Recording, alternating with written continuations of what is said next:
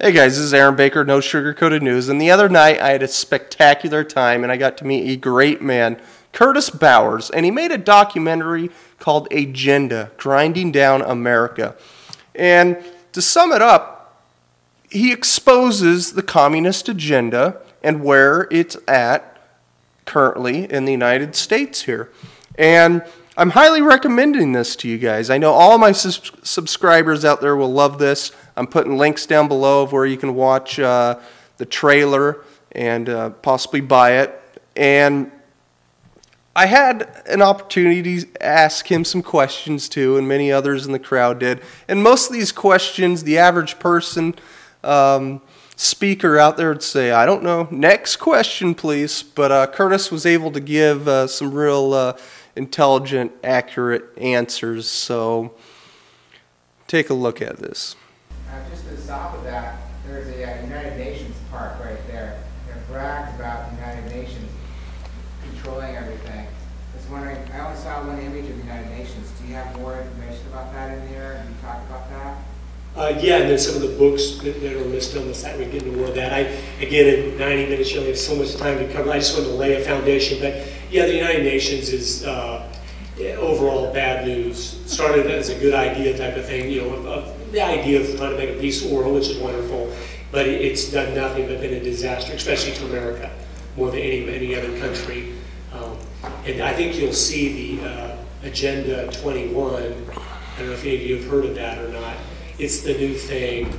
It's the sustainability movement, which sounds good. Sustainable development. Who's not for that? I mean, it sounds great. And they always pick the good words, but it is the tool, I believe, from what I've studied, will be the death nail in America. It's the one they're going to use to finally do all the things they just haven't been able to do because people just won't buy into it. But what they're going to do is use this movement, Agenda 21, and you want to get aware of this and get involved with people that are to stand up against it in your communities. But they're going to use it to pose the question as this: listen, we know you've been given constitutional rights. We know you have all those, and America's different, and we know all that stuff.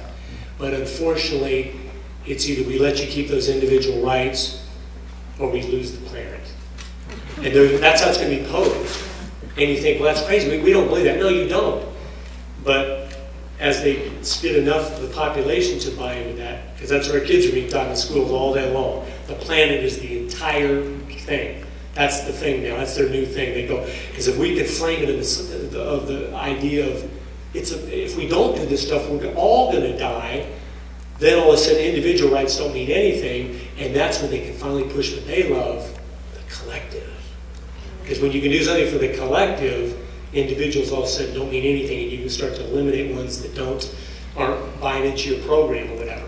But that's why our founding fathers, everything in our Declaration of Independence, which is the foundation of this country, it's not the Constitution, it's the Declaration of Independence.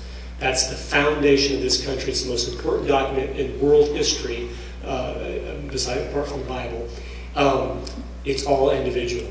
Because they'd already seen the horrors of when people talk in collective over in Europe and everywhere else, so they made everything go, this is individual rights from God. So they wanted to make sure no man could come and step in and eliminate those for any reason, because they're from God and they're to the individual. They could never say, well, this person doesn't have them, or no, it's to the individual, but that's what they're trying to change.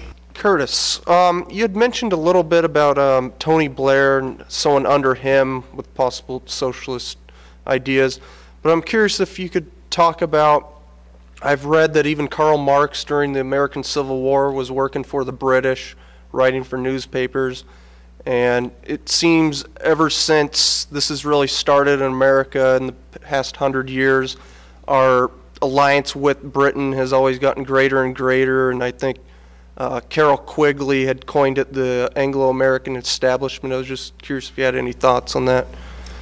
Well, yeah, I mean, I think it's, I think for some reason, good or bad, it's a natural alliance in a way, because we, they were the power of the world, and we then took over, but most of us were from there and stuff. So it's but it's, I mean, yeah, I mean, Tony Blair is he is just a through and through socialist. I mean, he believes those ideas. He's been like that. If you study his life, he's totally into the New World Order.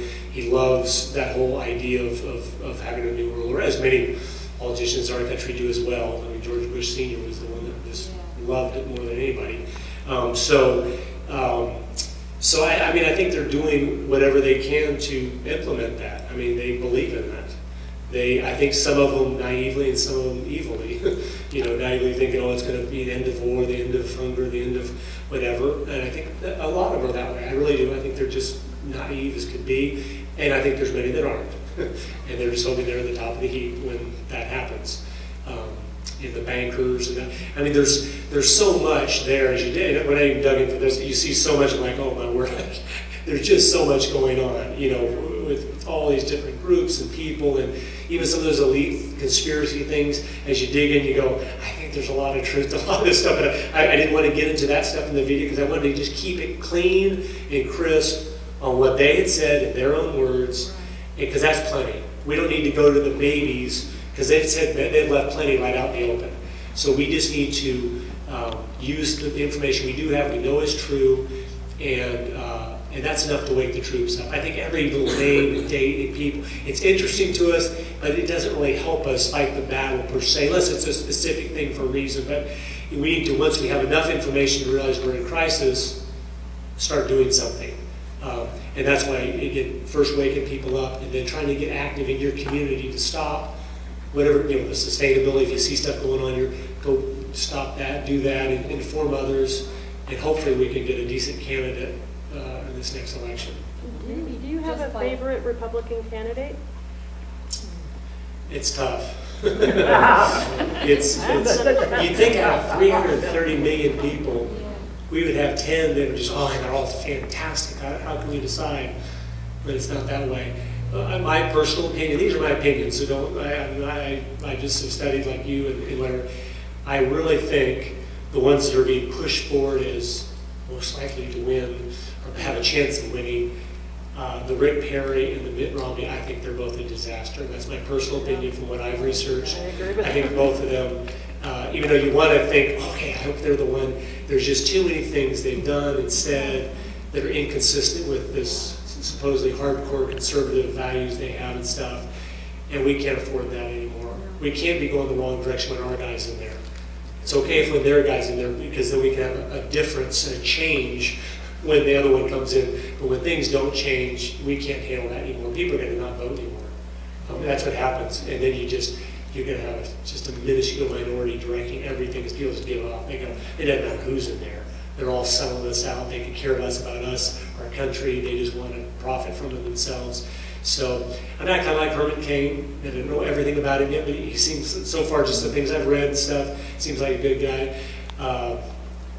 Even possibly, someone I don't really personally like that much but I think he would stand up against this stuff is the Ron Paul, which some people like, some people don't like, whatever.